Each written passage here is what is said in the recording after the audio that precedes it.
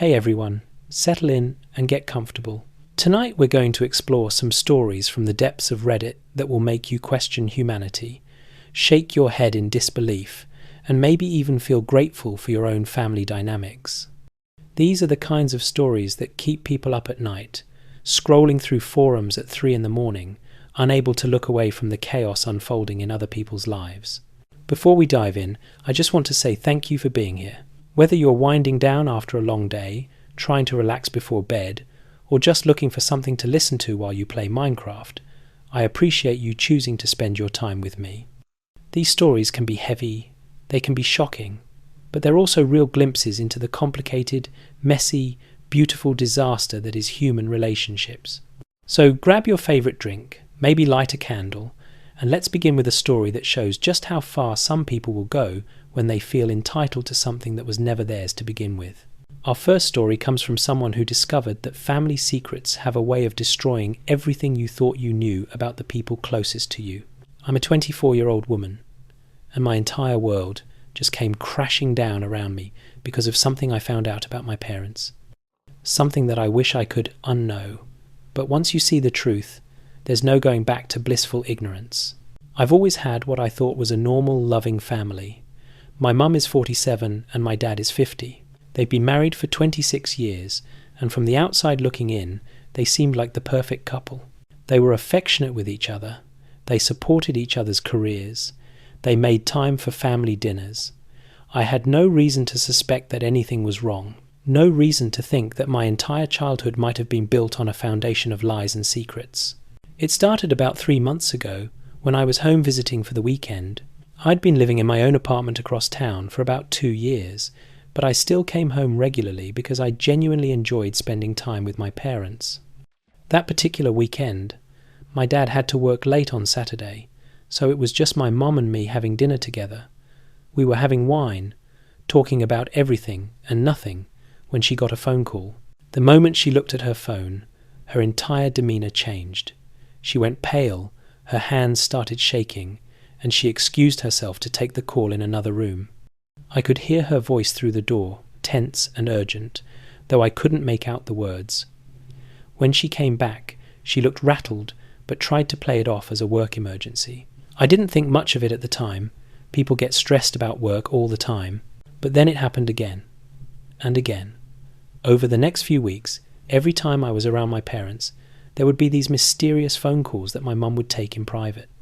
My dad didn't seem to notice, or if he did, he didn't say anything. I started to wonder if my mum was having an affair. The secrecy, the way she'd light up when her phone rang, the hushed conversations. It all pointed to something she was hiding. I know I shouldn't have, but I couldn't help myself. The next time I was at their house, I waited until my mum was in the shower and I looked at her phone. I know it's a violation of privacy. I know it makes me a terrible person, but I had to know.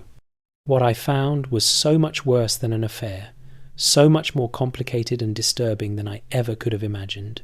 There were messages from someone named Alex, hundreds of them going back months, but these weren't the flirty, romantic messages you'd expect from an affair. These were business messages. Discussions about content creation, posting schedules, subscriber counts, payment processing. My mum was talking about photo shoots, video editing, engagement metrics, and then I saw it. A message that made my stomach drop. Alex had written, "The new lingerie set performed really well. Your subscribers loved it. We should do more content like that." My mum, my 47-year-old mother, was running an OnlyFans account. I sat there on her bed, her phone in my shaking hands, scrolling through months of conversations about the explicit content she was creating and selling to strangers on the internet. There were discussions about what her subscribers wanted to see more of, strategies for growing her follower count, tips for better lighting in her photos. This wasn't some recent impulsive decision. She'd been doing this for over a year. I felt sick. I felt betrayed. I felt like I didn't even know who my mother was anymore. The woman who had raised me, who had always been so conservative about everything, who had given me lectures about being careful with what I posted on social media. That woman was selling explicit photos and videos of herself online. When she came out of the shower and found me sitting there with her phone, the look on her face was pure panic. She tried to explain, tried to justify it, but I couldn't hear her over the ringing in my ears. She said it started as a joke, something her friend Alex had suggested when they were both complaining about money being tight. She said it was empowering, that it made her feel attractive and confident.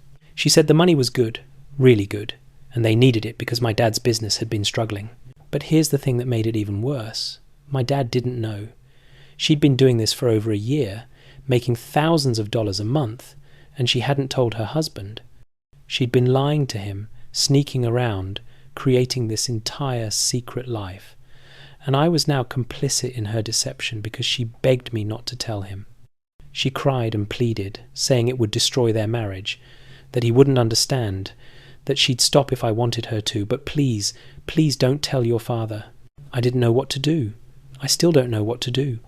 I left their house that day, and I haven't been back since. I've barely spoken to my mom except for a few tense text messages. She keeps trying to explain, keeps trying to make me understand her perspective. She says it's her body and her choice, that she's not hurting anyone, that the money has allowed them to keep their house and maintain their lifestyle when my dad's business was failing. And maybe she has a point. Maybe in a different context, I could see the logic. But this isn't just about bodily autonomy or sex work. This is about trust, about honesty, about the foundation of her marriage. My dad thinks everything is fine. He has no idea that his wife has thousands of subscribers who pay to see her naked. He has no idea that the financial stability he thinks he's providing is actually being supplemented by his wife selling explicit content online. I've been carrying this secret for 3 months now, and it's eating me alive. Do I tell my dad? Do I betray my mother's trust but potentially save my father from being deceived? Or do I keep quiet and let him continue living in ignorance while my mum continues her double life? There's no good answer here. Every option feels wrong. The worst part is seeing my dad's face when I do visit. He's so happy, so proud of how well they're doing financially. He thinks his hard work is finally paying off. He has no idea that his wife is the primary breadwinner now, and certainly no idea of how she's earning that money. Every smile he gives my mum, every affectionate touch, it feels like a knife in my chest because I know the truth he doesn't. My mum has tried to have the mature conversation with me several times. She wants me to understand that this is a legitimate form of work, that sex workers deserve respect, that there's no shame in what she's doing. And intellectually, I can agree with some of that. But this isn't an abstract discussion about sex work in general. This is my mother. This is my family. This is a lie that grows bigger every single day. She's also pointed out that I'm an adult now, that her marriage and her choices aren't really my business. And maybe she's right about that too. But she made it my business when she put me in this position of having to keep her secret. She made it my business when she asked me to lie to my father by omission. I never asked to be part of this deception. I've thought about telling her that I'll keep her secret only if she tells my dad herself, but I'm terrified of what that conversation would do to their marriage. What if it ends in divorce? What if my dad is so hurt and betrayed that he can never trust her again? What if he blames me for knowing and not telling him sooner? There are so many ways this could go wrong, and I'm paralyzed by the fear of making the wrong choice. My friends don't understand why I'm so upset. When I finally confided in my best friend about the situation, keeping the details vague and just saying my mum had a secret job, she couldn't understand what the big deal was. She said if my mum was making good money and not hurting anyone, why did it matter? But she doesn't get it. She doesn't understand what it's like to look at your mother and not recognize her anymore. To feel like your entire childhood might have been a performance, that the values she taught me might have been lies.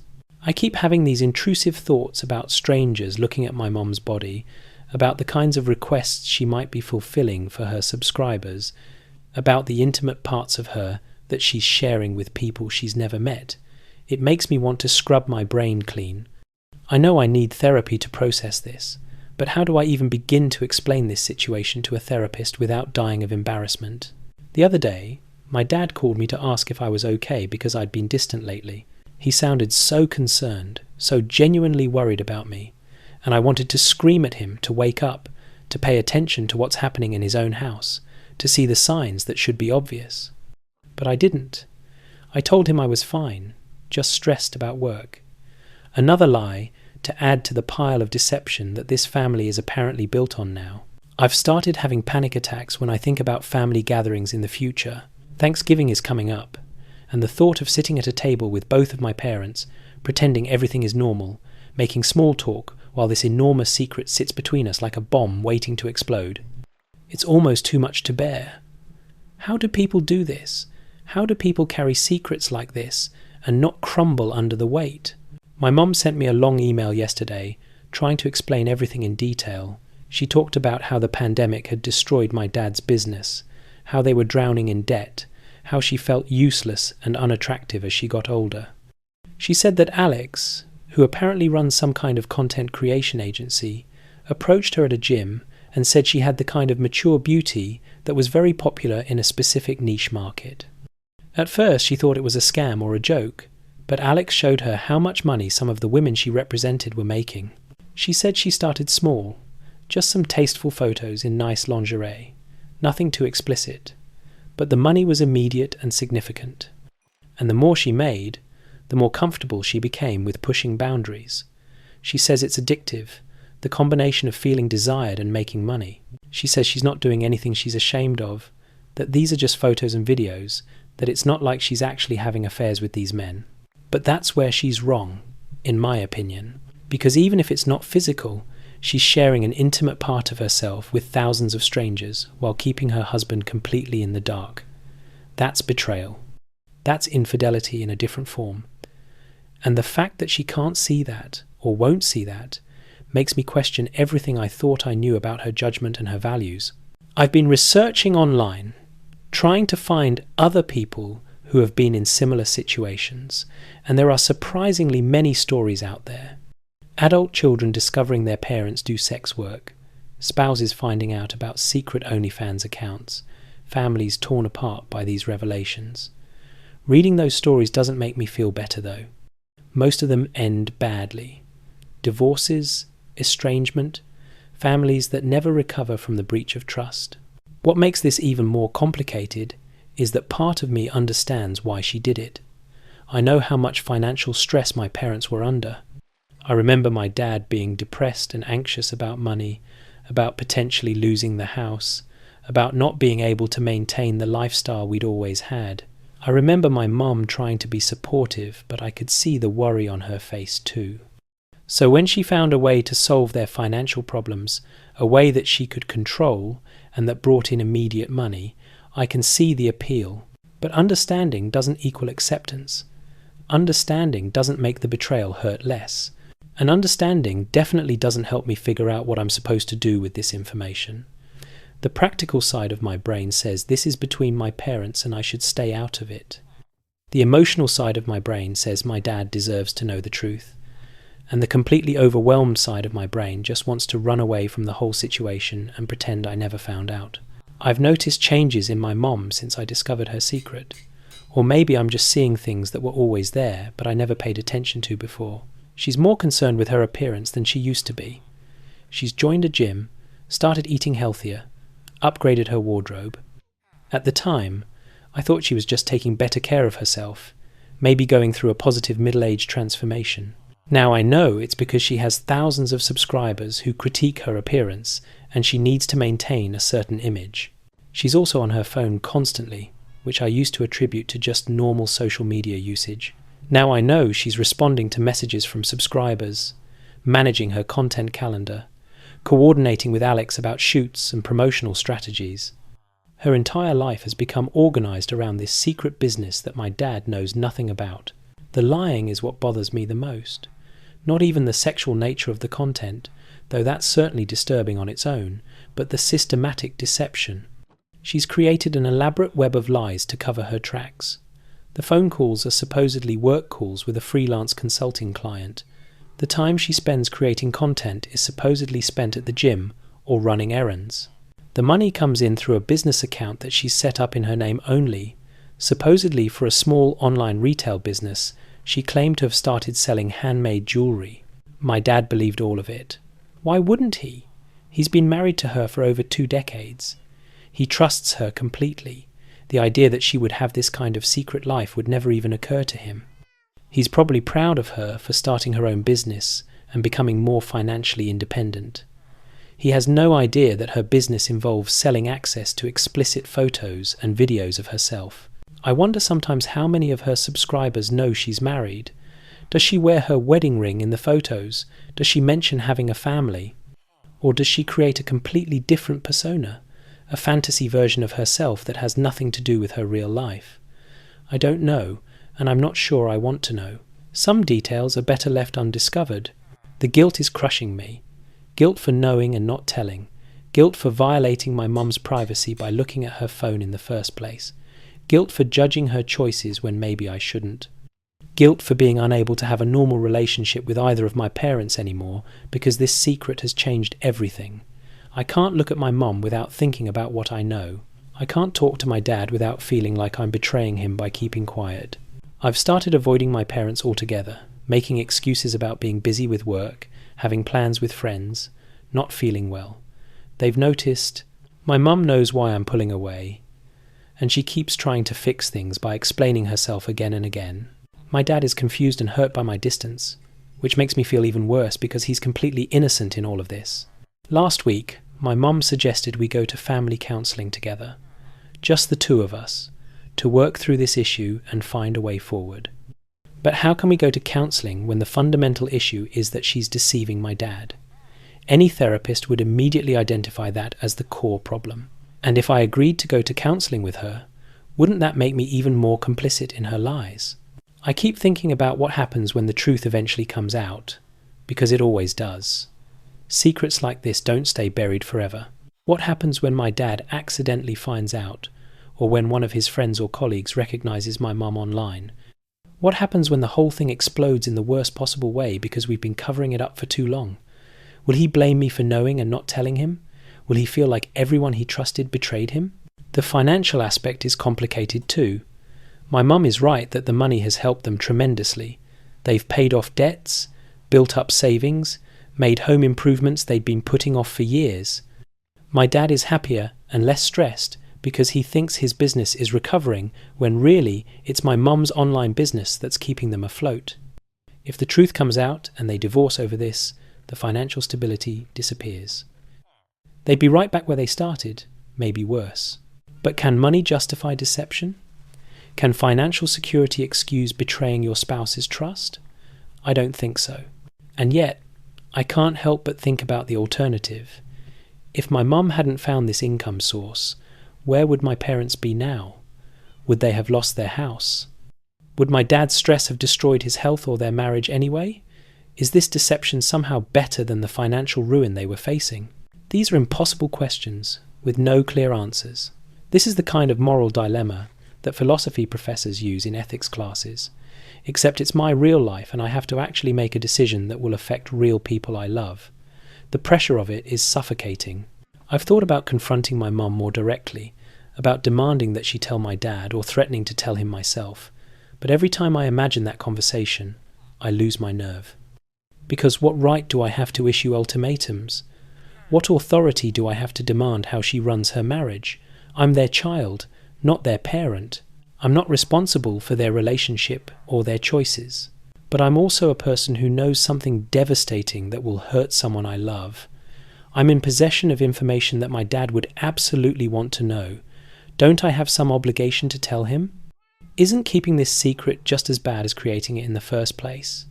These questions circle through my mind endlessly with no resolution. My mum has hinted that if I can't accept this, she'll have to cut me out of her life to protect her secret. She said it gently, sadly, but the threat was there. Choose to accept this, or lose your relationship with me.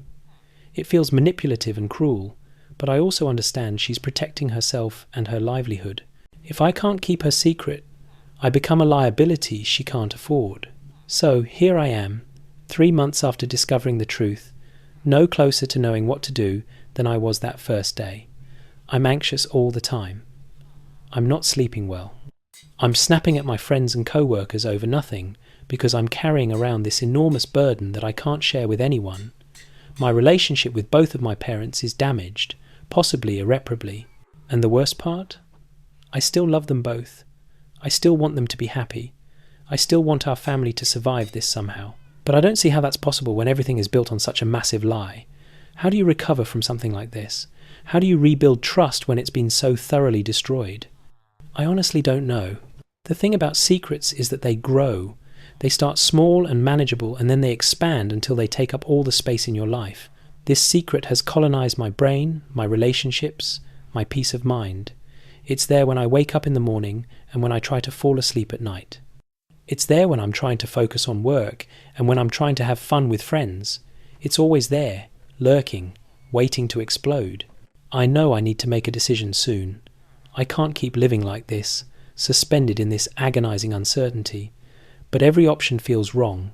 Every path forward seems like it leads to pain and destruction. And so I'm stuck, paralyzed, watching my family live a lie while I slowly fall apart from the weight of the truth. If you're listening to this and you have any advice, I don't even know what I'd want you to say. There's no good answer here. There's only bad options and worse options. All I know is that I never asked to be put in this position. I never wanted to know this truth. And I wish more than anything that I could go back to 3 months ago when I was blissfully ignorant and my family was still intact. That's the end of that story. Imagine being in that position, caught between your parents with knowledge that could destroy everything. The weight of that secret, the impossible choice between loyalty to your mother and honesty with your father. It's the kind of situation that has no winners, only varying degrees of loss. Let's move on to another story that shows how family dynamics can become toxic when entitlement and favoritism poison the well. This one comes from someone who learned that sometimes the people who are supposed to love you the most can be the cruelest. I'm a 32-year-old man, and I just went no contact with my entire family after my brother's wedding. Not because of something that happened at the wedding itself, though that was bad enough, but because of everything that led up to it and the final straw that broke me. I need to get this off my chest because I'm questioning whether I made the right decision, even though I know in my heart that I did.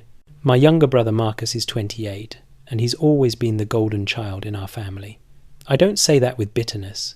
It's just an objective fact. From the time we were kids, everything Marcus did was celebrated, while everything I did was expected. Marcus got good grades and our parents threw parties. I got good grades and our parents said that's what I was supposed to do. Marcus made the basketball team and our parents bought him new shoes and went to every game. I made the chess team and our parents said, "That's nice, dear." The favoritism continued into adulthood. Marcus went to an expensive private college. Our parents paid for everything. I went to state school on scholarships and worked 2 jobs to cover what the scholarships didn't. Marcus graduated and couldn't find a job right away. Our parents let him live at home rent-free for 3 years. I graduated and was expected to move out immediately and support myself. Marcus started dating his girlfriend Emma 4 years ago. Our parents loved her immediately and welcomed her into the family. I've been with my girlfriend Sarah for 6 years, and our parents barely acknowledge her existence. You get the picture. This has been the pattern my entire life. And I learned to accept it, mostly. I built my own life, my own career, my own relationships. I stopped expecting my parents to treat me the same way they treated Marcus. I stopped hoping that they'd notice my accomplishments or celebrate my milestones. It hurt, but I thought I'd made peace with it.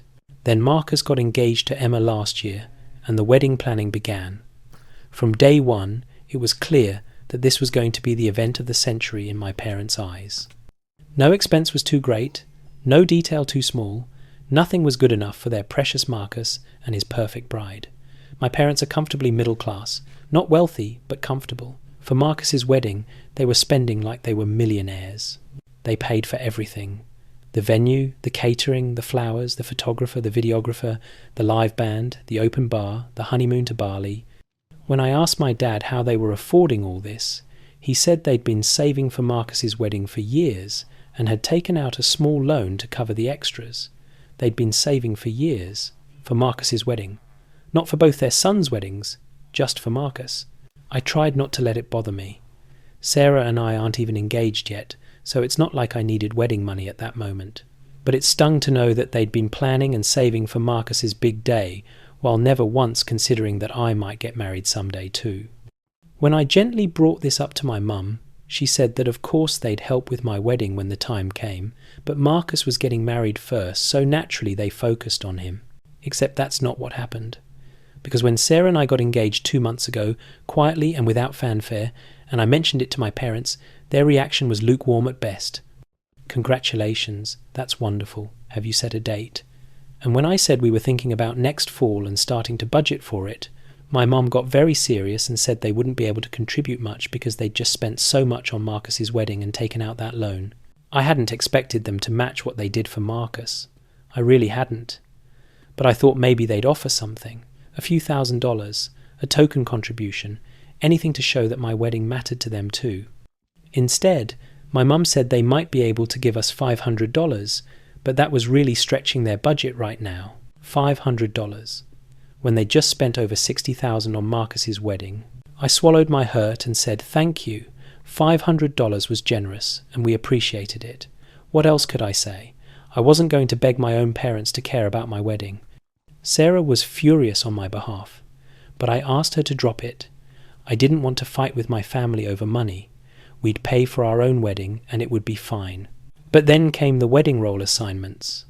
Marcus asked me to be a groomsman, which I was honoured by. He's my brother, despite everything, and I love him. I said yes immediately. But then I found out that I wasn't the best man.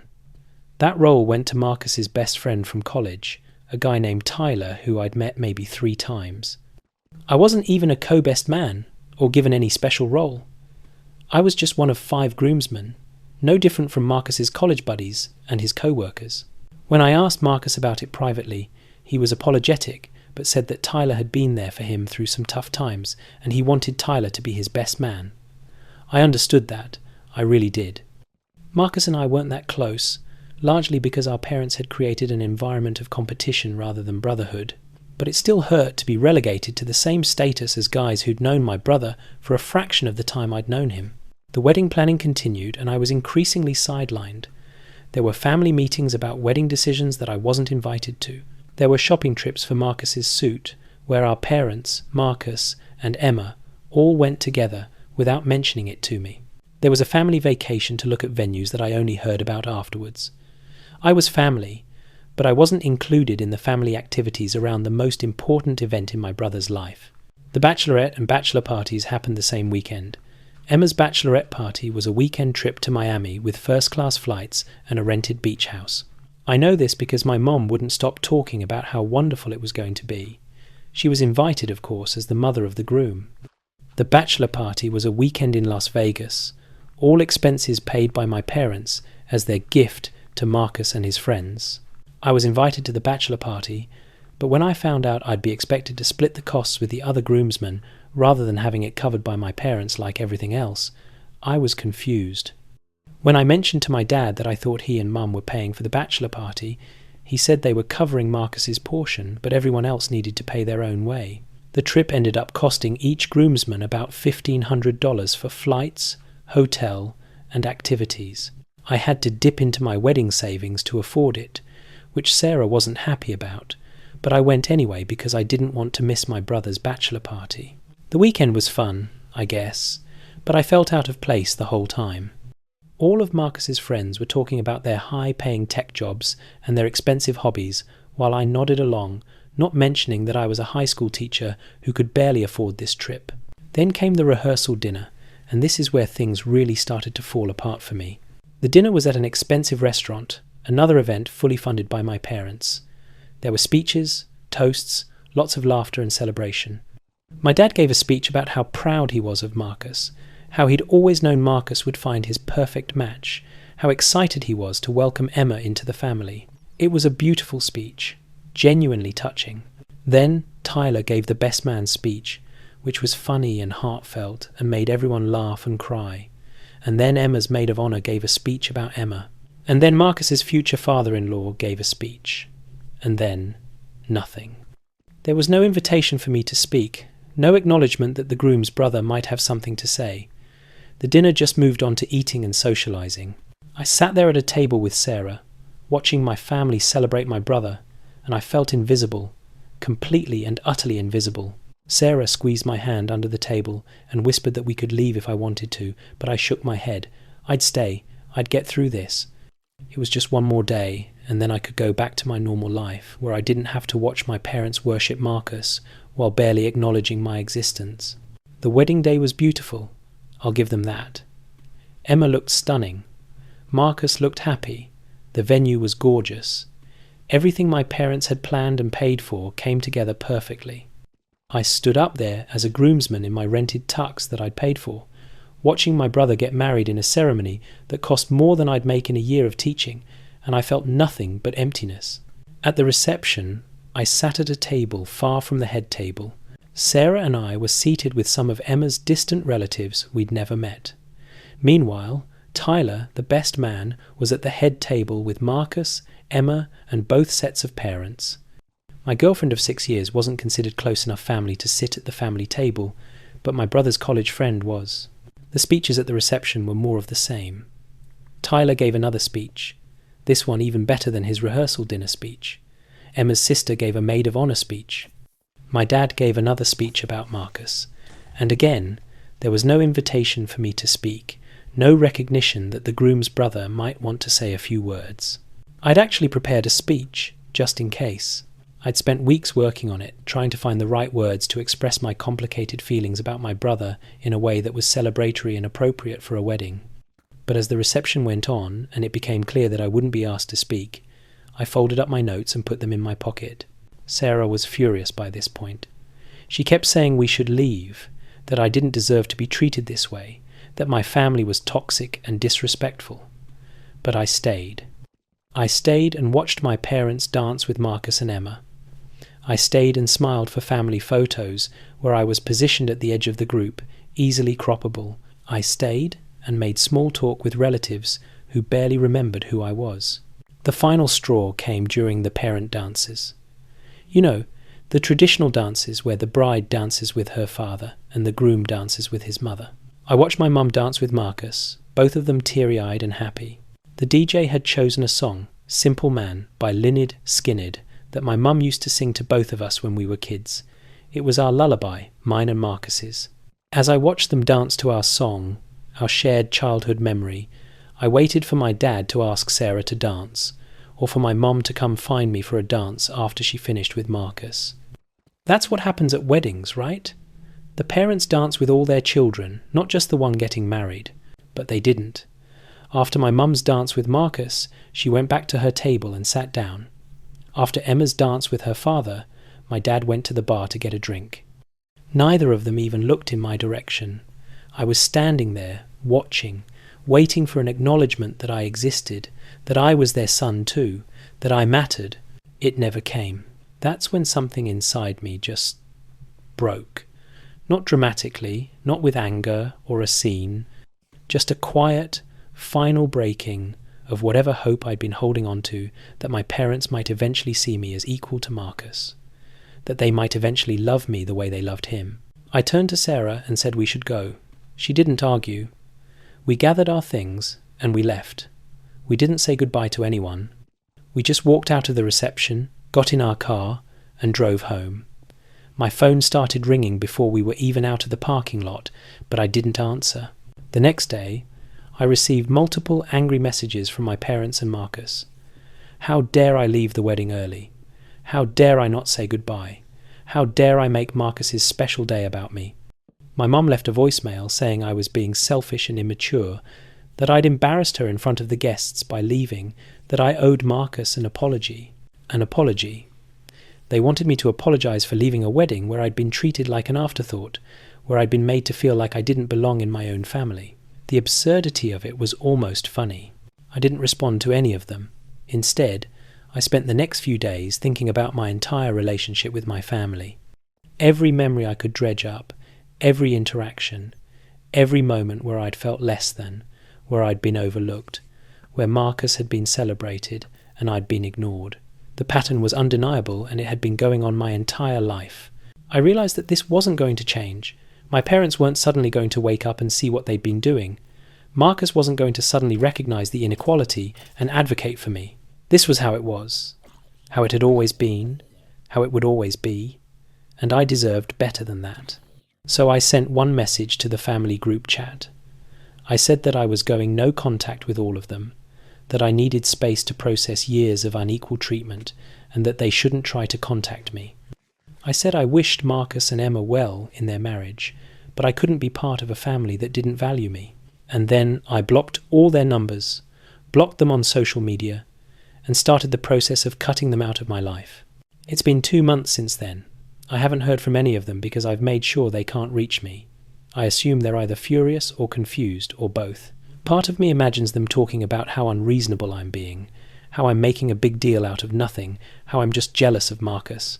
And maybe they're right. Maybe I am jealous. But I think I have a right to be. Sarah has been incredibly supportive through all of this. She's encouraged me to find a therapist, which I did. And I've been working through all of these feelings of rejection and inadequacy that I've been carrying around for 32 years.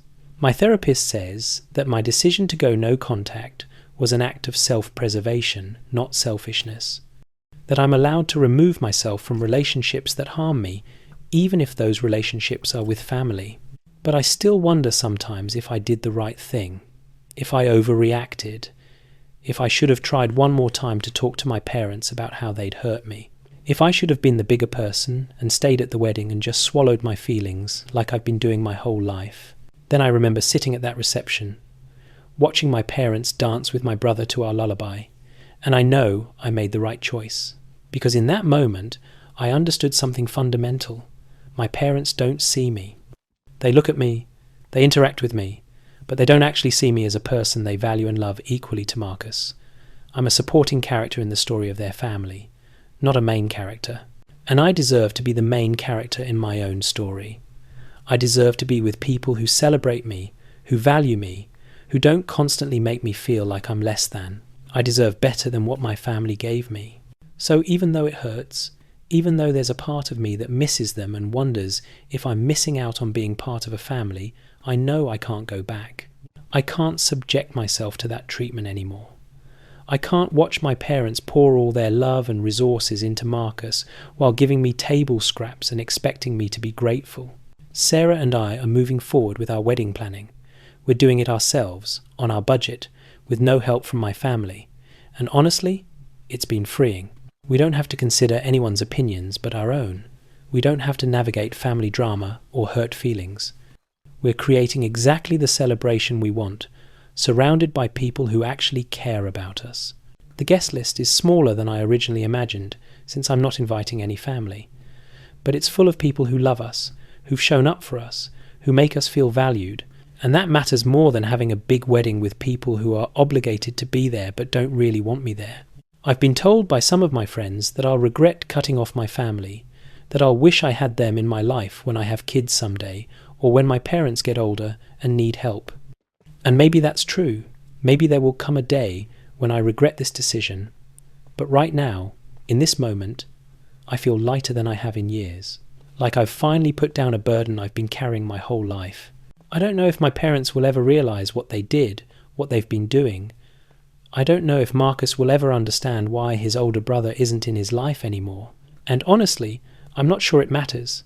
This decision wasn't about punishing them or making them see the error of their ways. It was about protecting myself and choosing to invest my energy in relationships that are reciprocal and healthy. So here I am, essentially an orphan by choice, building a new life without the family I was born into. It's scary and sad, and sometimes I cry about it when I'm alone. But it's also hopeful, in a way, because I'm proving to myself that I can survive without them, that I can build a life full of love and support even without my parents' approval, that I'm enough, exactly as I am, even if they never saw it. If you're listening to this and you're in a similar situation, with a family that makes you feel invisible or less than, I want you to know that it's okay to step away. It's okay to prioritize your own mental health and well-being over maintaining relationships that hurt you.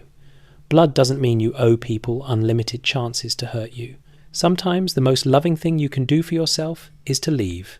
That's the end of that one. The pain of being the overlooked child, the one who never quite measures up to the golden child, it's a wound that never really heals.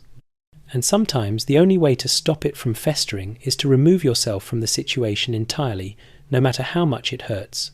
Now, let's shift gears to a story that explores betrayal of a different kind.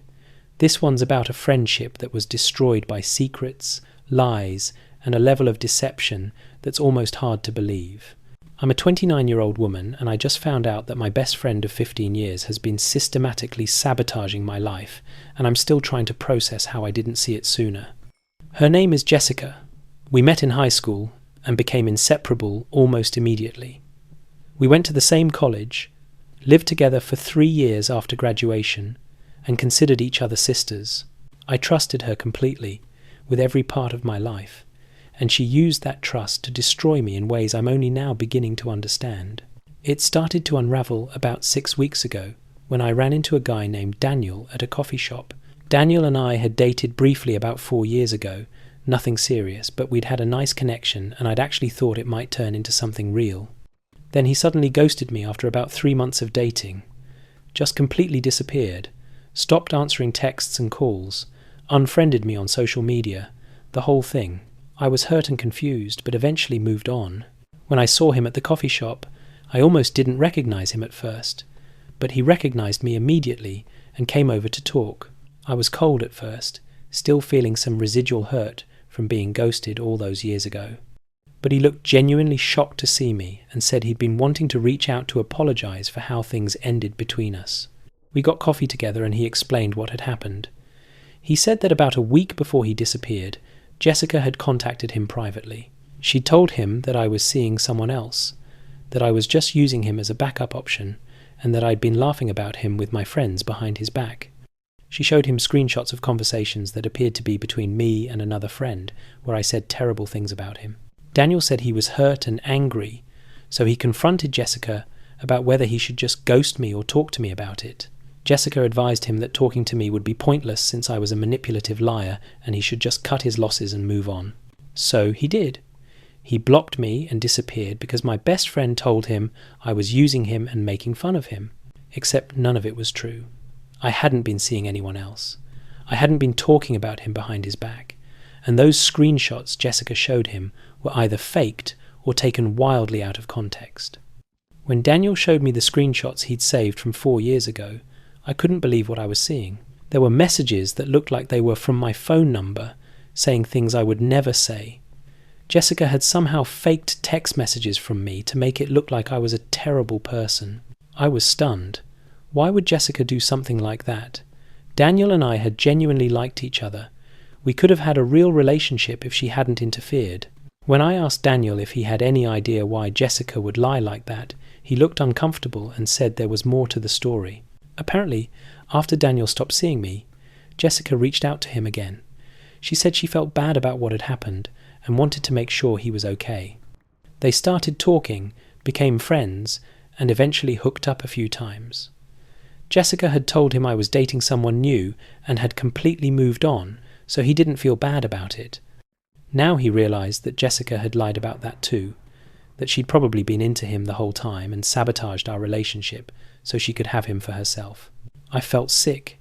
My best friend had destroyed my relationship with a guy I really liked just so she could sleep with him. It was so far beyond anything I thought Jessica was capable of. But Daniel wasn't done. He said he'd been thinking about this ever since he saw me, and he'd started to wonder if Jessica had done this to me with other guys too.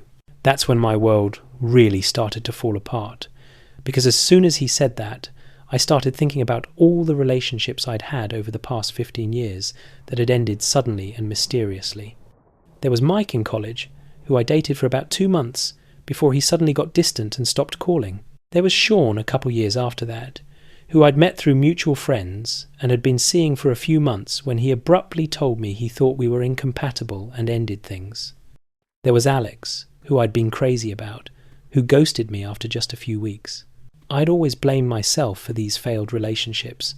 I thought I was bad at picking guys, or that I came on too strong, or that I was just unlucky in love. Jessica had always been there to comfort me after these breakups, telling me that those guys were idiots who didn't deserve me, that I'd find someone better. She was my shoulder to cry on, my support system, my best friend who helped me through heartbreak after heartbreak. What if she was the one causing the heartbreaks? I started reaching out to these guys, tracking them down on social media, sending awkward messages explaining that I was doing some personal reflection and wanted to understand what had gone wrong between us all those years ago. I didn't mention Jessica at first. I just asked them to be honest about why they'd ended things or disappeared. Mike responded first. He said that he'd ended things because Jessica had told him I was still in love with my ex-boyfriend and was just using Mike as a rebound. She'd said I'd confided in her that I was planning to get back together with my ex as soon as he was ready to take me back. Sean said Jessica had told him that I was talking about marriage and kids after just a few weeks of dating, and it had freaked him out. She'd shown him a message where I supposedly said I'd already picked out names for our future children. Alex, who I'd really thought could have been something special, said Jessica had told him I'd been diagnosed with a serious STD and was knowingly exposing people to it without telling them. He'd been horrified and had cut contact immediately without confronting me because he was disgusted. With each conversation, with each revelation, I felt like I was watching my entire life rearrange itself in front of my eyes. Every failed relationship, every heartbreak, every time I'd cried on Jessica's shoulder and wondered what was wrong with me, that I couldn't make relationships work, she'd been sabotaging me. Deliberately and systematically, for 15 years, Jessica had been destroying every romantic connection I tried to make. But why? I needed to know why. So I confronted her. I went to her apartment, where she greeted me with her usual warmth and enthusiasm. We sat down with wine like we'd done thousands of times before, and I told her what I'd discovered. I watched her face change as I laid out the evidence, as I told her about my conversations with Daniel and Mike and Sean and Alex. At first, she tried to deny it, said I was crazy, that those guys were lying, that she would never do something like that. But when I showed her the screenshots Daniel had saved, when I told her about the specific lies each guy had mentioned, lies that only she would have known to tell, she finally broke down. And do you know what she said? She said she did it because she loves me, because we're best friends and we're meant to be together, and no guy could ever be good enough for me or love me the way she does. She said she was protecting me from getting hurt by men who would eventually leave me or disappoint me. She said she was keeping me safe. I stared at her like she was a stranger, because in that moment, she was. This person I'd known for 15 years, who I'd shared everything with, who I'd considered my soulmate in platonic form, was someone I didn't recognize at all. She'd been obsessed with me in a way that was possessive and controlling and completely delusional. I asked her about the guys she'd hooked up with after sabotaging my relationships with them. She got defensive and said that was different, that she was just trying to see what I saw in them, trying to understand what I was attracted to. She said none of them meant anything to her, that I was the only person who really mattered. It was one of the most disturbing conversations I've ever had. Jessica genuinely didn't seem to understand that what she'd done was wrong. She kept saying she was protecting me, that she was being a good friend, that any real friend would do the same thing. The more she talked, the more I realized that she'd built this entire fantasy in her head where we were meant to be together forever, just the two of us, and anyone who threatened that fantasy had to be eliminated. I left her apartment that day, and I haven't spoken to her since. I blocked her on everything, told our mutual friends what had happened, and basically excommunicated her from my life. Some of our friends believed me right away. Others thought I was exaggerating or misunderstanding the situation. A few suggested that maybe Jessica had just been overprotective and had made some mistakes, but didn't mean any real harm. But they didn't see her face when she was confessing to it. They didn't hear the way she talked about me like I was her possession, like she had a right to control who I dated and who I didn't. They don't understand that this wasn't a friend making mistakes. This was someone who systematically destroyed my chance at happiness for 15 years because of her own twisted obsession. The aftermath has been brutal. I've had to grieve not just the loss of a friendship, but the loss of 15 years of my life that were shaped by Jessica's manipulation. I've had to reconsider every memory, every conversation, every moment we shared, and wonder what was real and what was part of her plan to keep me isolated and dependent on her. I've also had to grapple with the fact that I could have been married by now if Jessica hadn't interfered. Daniel and I started dating again after we reconnected, and it's been wonderful. We've talked about how different our lives might have been if we'd stayed together the first time, If Jessica hadn't sabotaged us, I could have had 4 more years with him. I could have had relationships with Mike or Sean or Alex that turned into something real and lasting. Instead, I spent 15 years single, thinking there was something wrong with me, wondering why I couldn't make relationships work. I internalized all that failure and rejection, let it damage my self-esteem and my faith in my ability to connect with people. And all of it was because my best friend couldn't handle the idea of me being happy with someone else. My therapist says this is a form of abuse, that Jessica was emotionally abusive and controlling in ways that are usually associated with romantic partnerships, but can happen in friendships too. She says that Jessica's behaviour shows signs of obsessive love disorder or limerence, where she'd built up this fantasy relationship with me in her head that had nothing to do with the reality of our friendship. I'm angry, obviously, furious at Jessica for what she did, for all the years she stole from me, for all the pain she caused. But I'm also angry at myself for not seeing it sooner. Were there signs I missed? Things I should have noticed? Jessica was always a little possessive of my time and attention, always wanted to know where I was and who I was with.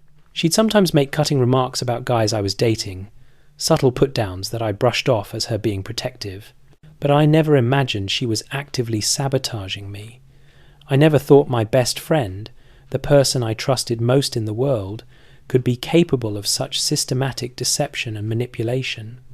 I feel naive and stupid for missing it, even though my therapist keeps telling me that Jessica was a skilled manipulator who knew exactly how to hide what she was doing. The hardest part has been reaching out to all the guys whose relationships she ruined and trying to explain what happened. Some of them were understanding and sympathetic. Daniel, obviously, has been great about it. Mike said he'd always wondered what really happened between us and was glad to finally know the truth. But Sean was angry that I'd taken so long to figure it out, like it was my fault that Jessica had lied to him. And Alex, who I'd been most excited to reconnect with, said he appreciated the explanation but had moved on with his life and didn't want to revisit the past. I can't blame them for their reactions. It's a lot to process, being told that someone orchestrated the end of your relationship years ago for their own selfish reasons. And I'm asking them to believe my version of events over what Jessica told them, which requires a leap of faith that not everyone is willing to make. Some of my friends have suggested I should report Jessica to the police or pursue legal action against her. But what would I report her for? Lying to people? Being a terrible friend? None of what she did was technically illegal, as far as I can tell. It was just morally reprehensible and emotionally devastating. Others have said I should try to forgive her, that 15 years of friendship should count for something, that maybe she has mental health issues and needs help rather than condemnation. And maybe they're right about the mental health issues, but I can't be the one to help her. She's hurt me too deeply, stolen too much from me. Whatever compassion I might have for her situation is buried under layers of betrayal and rage. I've been trying to rebuild my life without her in it. Dating Daniel has been amazing, but it's also complicated by the history of what Jessica did to us. Sometimes we'll be having a perfectly nice evening, and then one of us will say something like, "Imagine if we'd had these past 4 years together," and we'll both get sad and angry all over again. I'm also trying to rebuild my sense of trust in people. If Jessica could lie to me for 15 years, who else might be deceiving me? How do I know who's really my friend and who's just pretending? My therapist says this is a normal response to betrayal of this magnitude, that my trust has been shattered and it will take time to rebuild it. But in the meantime, I find myself second-guessing every friendship, every interaction, every kind gesture. The mutual friends who didn't believe me about what Jessica did have mostly sided with her. She's told them her own version of the story, where I'm the crazy one who's jealous of her relationships and making up lies to ruin her life. It's frustrating to watch some people believe her, but I've had to accept that I can't control what people think. The friends who know me well enough to believe me have stuck by me, and those are the relationships that matter. I wonder sometimes if Jessica is genuinely remorseful, or if she still thinks she was right to do what she did. She's tried to contact me a few times through mutual friends, sending messages that range from apologetic to defensive to accusatory. I haven't responded to any of them. There's nothing she can say that would make this okay, nothing that would make me want her back in my life. The really scary thing is that if Daniel hadn't happened to run into me at that coffee shop, I might never have known the truth. Jessica could have kept doing this for the rest of my life. I could have ended up alone and bitter, thinking I was just bad at relationships, never knowing that my best friend had been sabotaging me all along. The thought of that alternate timeline makes me sick. I've started documenting everything, writing down all the details of what Jessica did and when, keeping copies of messages and screenshots. Not because I plan to do anything with this information, but because I need to have a record of what happened. I need to be able to look back at it and remind myself that I'm not crazy, that this really happened, that my feelings of betrayal are justified. Moving forward feels like walking through fog. I don't know how to be in the world without Jessica's presence, even though I know I can't have her presence anymore. She was woven into every part of my adult life, every decision I made, every experience I had. Removing her isn't like cutting out a tumour, it's like removing an organ. I'm learning to function without it, but nothing works quite the same way. Daniel has been patient with me through all of this, which I'm grateful for, but I can also tell that it's hard for him, too, navigating a relationship with someone who's processing this level of betrayal. Sometimes I catch him looking at me with this expression of concern, like he's worried I might never fully heal from this, and maybe I won't. Maybe there will always be a part of me that's damaged by what Jessica did. But I'm trying. I'm going to therapy. I'm working on rebuilding my life. I'm learning to trust again. And I'm allowing myself to grieve, not just for the friendship I lost, but for the person I thought Jessica was. That Jessica, the loyal best friend who would never hurt me, who loved me and wanted the best for me, she never really existed. She was a character Jessica played while she was actually sabotaging my life behind the scenes. The real Jessica is someone I never knew at all. That story right there shows you how dangerous it can be to trust someone completely, how the people closest to us can sometimes be the ones who hurt us the most. 15 years of friendship, built on lies and manipulation. It's the kind of betrayal that makes you question everything you thought you knew about human relationships. Let's take a breath and shift to another story. This one about a wedding that exposed years of family dysfunction in the most dramatic way possible. I'm a 35-year-old woman and I just walked away from my sister's wedding in the middle of the ceremony. Not during the vows or anything, but during the part where they were lighting the unity candle, I just stood up and walked out. And now, my entire family isn't speaking to me, even though what I did was completely justified given what they'd put me through leading up to that moment. My sister Melanie is 32, and we've had a complicated relationship our whole lives. She's always been the prettier sister, the more outgoing sister, the one who gets attention wherever she goes.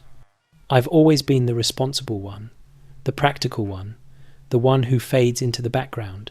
Our parents never exactly hid their preference for Melanie, and I learned early on that my role in the family was to support her and celebrate her and never outshine her. When Melanie got engaged to her boyfriend of 2 years, I was happy for her. I really was.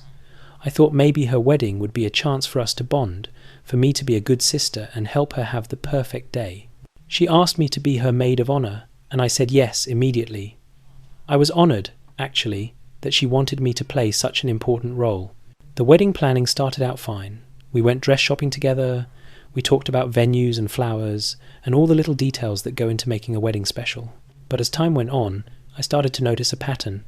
Every decision we made had to be run by our mother first, and our mother almost always sided with what Melanie wanted, even when it was unreasonable or impractical.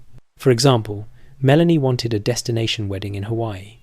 I gently pointed out that a lot of our family members couldn't afford to travel to Hawaii, especially older relatives on fixed incomes. Our mother said that anyone who really loved Melanie would find a way to be there, and if they couldn't afford it, they obviously didn't care enough. They booked the Hawaii wedding. Then Melanie wanted all her bridesmaids to wear matching custom-made dresses that cost $500 each. I asked if we could find something more affordable, maybe just specify a colour and let people find their own dresses within budget. Our mother said that it was Melanie's special day and her vision mattered more than money. We all bought the $500 dresses. The bachelorette party was a weekend in Miami with first-class flights, a rented yacht, bottle service at clubs, the works. My portion of the expenses came to about $3,000. When I mentioned that I couldn't really afford that on my salary as a social worker, my mother said I needed to figure it out because I wasn't going to ruin Melanie's bachelorette party by being cheap. I put it on a credit card I'm still paying off. Every step of the way, I was expected to bankrupt myself for Melanie's wedding while also being told how lucky I was to be part of her special day. Every time I expressed concern about costs or logistics, I was made to feel selfish and unsupportive. Every time I suggested a compromise, I was told I was trying to ruin Melanie's dream wedding. But I went along with it all. I flew to Hawaii. I wore the expensive dress. I stood up in front of 100 guests and smiled while Melanie married her husband. And then came the moment that broke me. During the reception, after dinner, my mother stood up to give a toast. She talked about how proud she was of Melanie, how beautiful she looked, how perfect the wedding was. She talked about how she'd always known Melanie would have a fairy tale wedding because she deserved nothing less. She talked about what a wonderful daughter Melanie was, how she brought joy to everyone around her. And then she said this, "And I want to thank Melanie's maid of honor for all her help with the wedding planning, even though it was sometimes like pulling teeth to get her to do what needed to be done." Like pulling teeth. She thanked me for my help, which had included thousands of dollars and hundreds of hours of work, and then implied that I'd been difficult and unhelpful the entire time. In front of 100 guests, my mother publicly humiliated me while celebrating Melanie. I sat there, frozen, as people laughed at my mother's comment.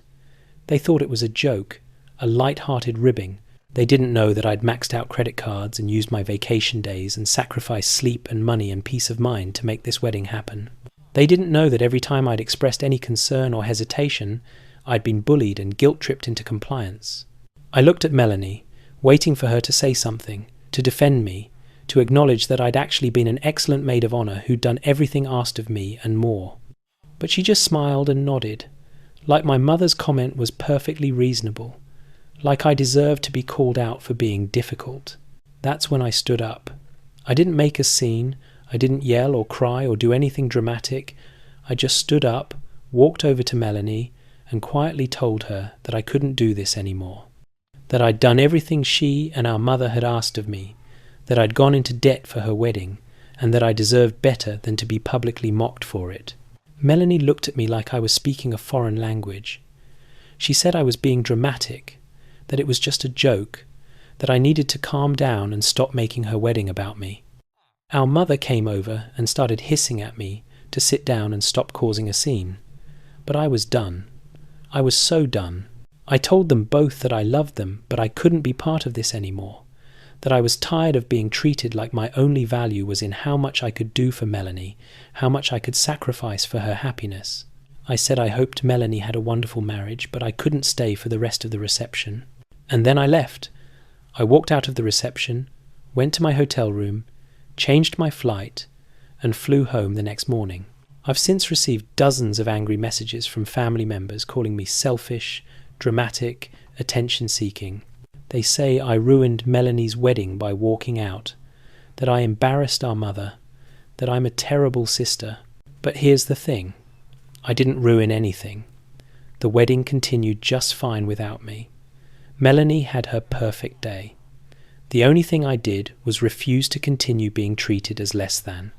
And apparently, that's unforgivable in my family's eyes.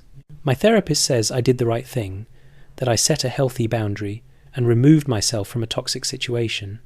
But it's hard to believe that when my entire family is telling me I'm wrong, when my phone is blowing up with messages about what a horrible person I am, when my own sister is telling people I'm jealous of her and tried to sabotage her wedding, I'm not sorry I left. I'm sorry it took me 35 years to stand up for myself, but I'm not sorry I finally did. I deserve to be treated with respect and appreciation, not mocked and taken advantage of. And if my family can't see that, then maybe I'm better off without them. The silence from my sister is the hardest part. I kept hoping she'd reach out, that she'd apologize for how I was treated, that she'd acknowledge everything I did for her. But she hasn't. She's made it clear that she thinks I was in the wrong, that I should be the one apologizing, and I just can't do that. I can't apologize for having self-respect. So here I am, estranged from my family, paying off debt from a wedding I wasn't even allowed to enjoy, wondering if I'll ever have a relationship with my sister again. Part of me mourns what we had, even though what we had was unhealthy and one-sided. Part of me is relieved to be free of the obligation to constantly sacrifice for her. Moving forward, I'm working on building a life that's mine, not dictated by what my family expects of me. I'm going to therapy, I'm making new friends, I'm learning to put myself first for once. It's scary and lonely sometimes, but it's also liberating. For the first time in my life, I don't have to worry about whether I'm being a good enough sister or daughter. I can just be me. And maybe that's worth more than any family relationship that requires me to make myself smaller so someone else can feel bigger. That one cuts deep because so many people can relate to being the overlooked sibling, the one expected to sacrifice, while the favourite child gets everything handed to them. The moment she walked out of that reception was probably the first time in her life she chose herself over her family's expectations. And look at the price she's paying for it. We're going to keep going because there's more to explore, more stories to unpack. Let's talk about workplace betrayal next, because sometimes the people we work with every day can turn out to be our worst enemies. I'm a 41-year-old man who just lost my job of 12 years because my co-worker set me up to take the fall for his mistakes. His name was Brandon, and we worked together at a mid-sized tech company. I thought we were friends. I trusted him, and he used that trust to systematically destroy my career while advancing his own. Brandon and I started at the company around the same time, both hired as junior developers fresh out of college. We bonded over our shared experience of being the new guys, of learning the ropes together, of navigating corporate politics as a team. Over the years, we became close. We got lunch together most days. We'd grab beers after work. Our families would get together for barbecues. I considered him one of my best friends. About 3 years ago, both Brandon and I were up for a promotion to senior developer. It was a competitive situation, and only one of us was going to get it. I was nervous about it potentially affecting our friendship, but Brandon assured me that no matter who got the promotion, we'd still be friends. He said our relationship was more important than any job title. I got the promotion. Brandon was gracious about it, congratulated me, took me out for drinks to celebrate. He said he was happy for me and that his time would come. I believed him. I had no reason not to. Looking back now, I can see that's when things started to change. It was subtle at first. Brandon would forget to CC me on important emails. He'd schedule meetings without checking my calendar first, causing conflicts. He'd make decisions about projects we were working on together without consulting me. Little things that I brushed off as probably unintentional. Then the bigger things started happening. Code that I'd written and tested would mysteriously break in production, and when we'd investigate, it would turn out that someone had made changes after my testing but before deployment. Those changes were never documented, and they were always changes that made my code fail. Projects that I was leading would run into unexpected obstacles. Stakeholders would suddenly change their requirements or question the approach we'd agreed on. Resources that had been allocated to my team would get pulled at the last minute. It was death by 1,000 cuts, and I couldn't figure out why everything I touched seemed to go wrong. My boss started expressing concern about my performance. He said he'd been hearing complaints from other departments about my communication and follow-through. He said some of my technical decisions had been questioned by the team. He put me on a performance improvement plan, which was humiliating and terrifying because I'd never had performance issues before. Through all of this, Brandon was supportive. He told me not to worry, that everyone goes through rough patches, that I'd get through this. He offered to help me with my projects, to be a sounding board for my decisions. I was grateful for his friendship during such a difficult time. What I didn't know was that Brandon was the one orchestrating all of it. He was the one making the unauthorized code changes. He was the one spreading rumors about my competence to other departments. He was the one questioning my decisions in meetings I wasn't invited to, and he was doing all of this while playing the role of my concerned friend to my face. I found out the truth completely by accident. One of the junior developers on my team, a kid named Marcus who I'd been mentoring, came to my office one day looking uncomfortable. He said he needed to tell me something, but he was afraid it would get him in trouble. I assured him that whatever he told me would stay between us and that I appreciated him coming to me. Marcus said that Brandon had been asking him to make changes to my code after I'd signed off on it. Brandon had told Marcus that I'd approved the changes but had forgotten to document them, and that Marcus should just make the changes quietly without bothering me about it. Marcus had been doing this for months, thinking he was being helpful, but recently Marcus had started to notice that the changes Brandon was requesting didn't make sense. They actually made the code worse, not better. And when Marcus had questioned Brandon about it, Brandon had gotten angry and told him to just do what he was told. That's when Marcus started to suspect something was wrong. I felt like I'd been punched in the stomach. All those production failures, all those bugs that seemed to appear out of nowhere, they were Brandon's sabotage. And he'd manipulated a junior developer into doing his dirty work for him. I thanked Marcus for telling me and asked him to document every request Brandon had made, with dates and times if possible. Over the next week, I quietly investigated further. I talked to people in other departments who had supposedly complained about me, and they were confused because they'd never complained about anything. I reviewed email chains and meeting notes and started to see a pattern of Brandon inserting himself into my projects and then creating problems. I went to my boss with everything I'd found. I showed him the documentation from Marcus, the email trails, the pattern of sabotage. I expected him to be shocked, to immediately launch an investigation, to take action against Brandon. Instead, he told me that this sounded like a personal conflict that I needed to work out with Brandon directly. He said making accusations like this without absolute proof could be considered defamatory and could get me in even more trouble. I couldn't believe it.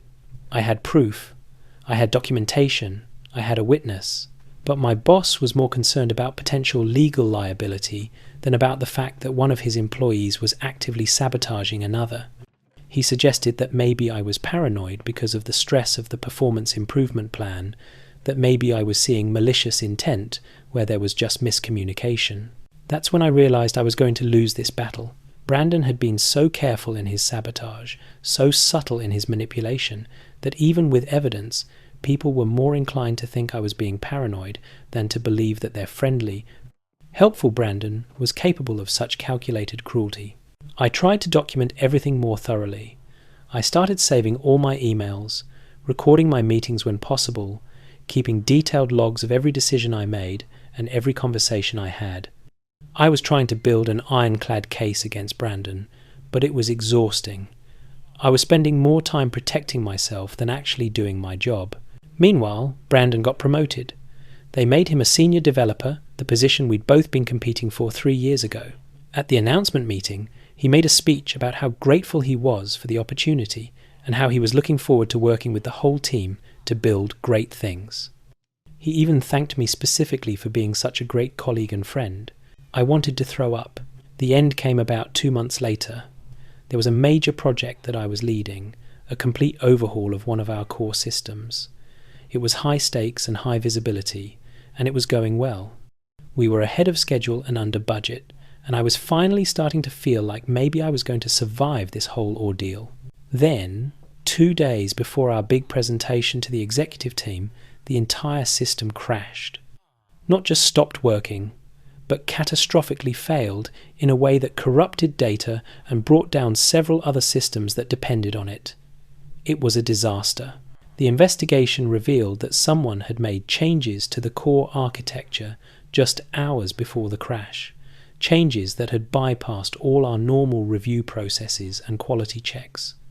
Changes that were documented as being made by me, using my credentials and from my workstation. Except I hadn't made those changes. I hadn't even been in the office when they were made. I'd been at home sick with the flu, and I had doctor's notes and pharmacy receipts to prove it. But somehow, my credentials had been used to make changes that destroyed months of work and damaged the company's reputation with several key clients. IT did a full forensic investigation. They found that the changes had been made from my workstation, but that my workstation had been remotely accessed from another computer in the building, Brandon's computer.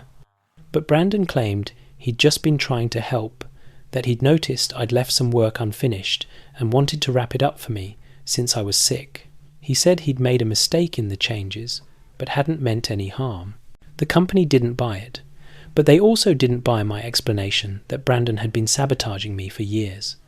What they saw was that a major project had failed, that significant damage had been done, and that whether through malice or incompetence, my credentials had been used to cause the failure.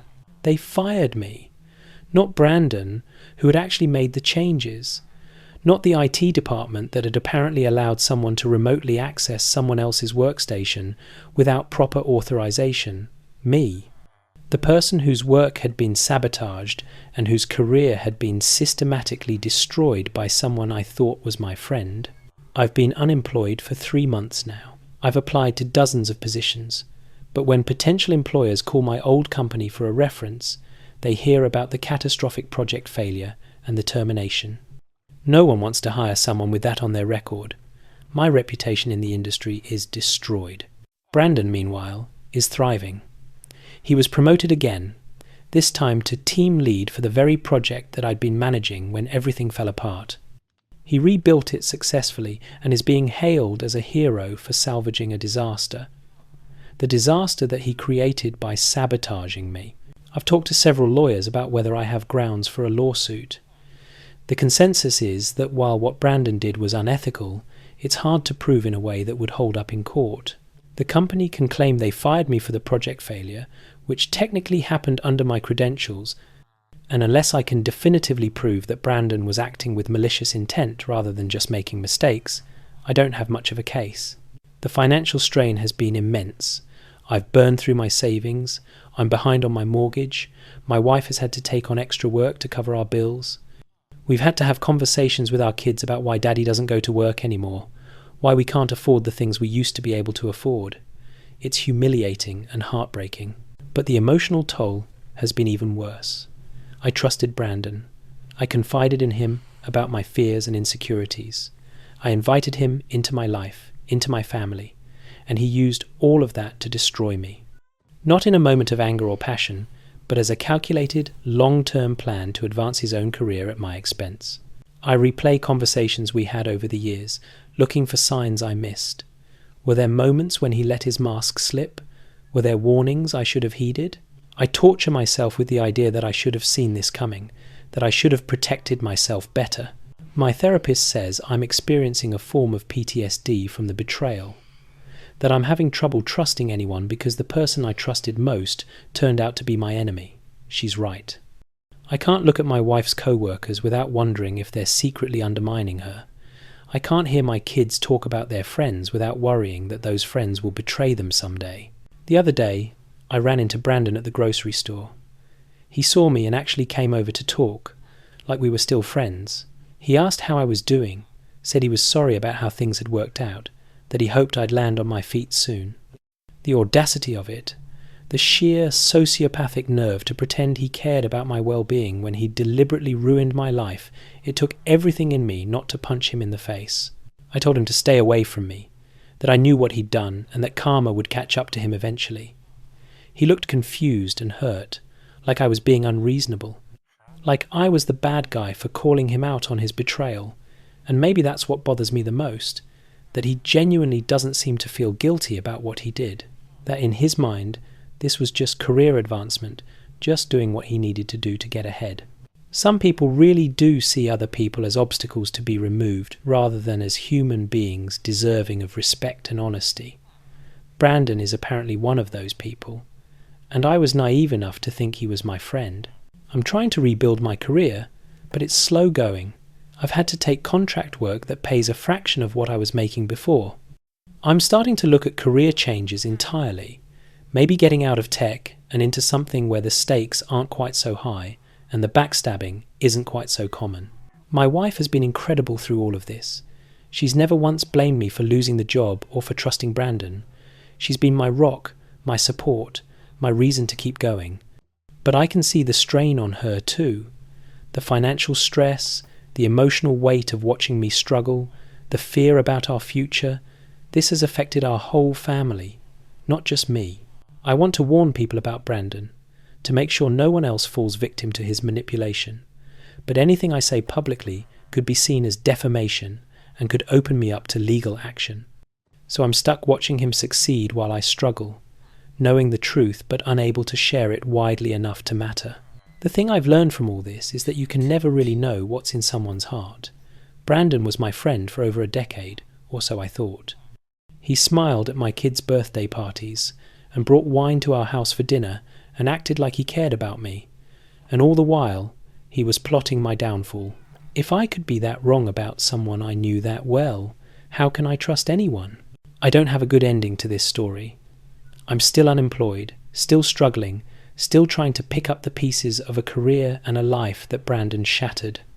All I can do is keep moving forward, keep applying for jobs, keep hoping that eventually something will work out, and try not to let the betrayal turn me into a bitter, paranoid person who can't trust anyone.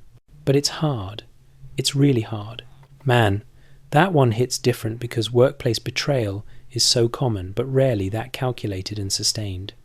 Imagine spending 12 years building a career only to have it destroyed by someone who smiled to your face every single day while stabbing you in the back. The psychological damage from that kind of betrayal doesn't just heal with time. We've covered a lot of heavy ground tonight, explored some truly dark corners of human behavior. These stories show us that sometimes the people we trust most are the ones capable of hurting us deepest. Whether it's parents hiding massive secrets, siblings demanding endless sacrifice, friends sabotaging our relationships, or co-workers destroying our careers, betrayal comes in many forms. But here's what I want you to take away from these stories. The people who shared these experiences, they're survivors. They're still here, still processing, still trying to make sense of what happened to them. And by sharing their stories, they're helping others who might be going through similar situations feel less alone. If you're listening to this and you see yourself in any of these stories, I want you to know that you're not crazy. You're not overreacting. Your feelings are valid. And you deserve to be treated with respect, honesty, and kindness by the people in your life. If you're not getting that, it's okay to set boundaries. It's okay to walk away. It's okay to choose yourself.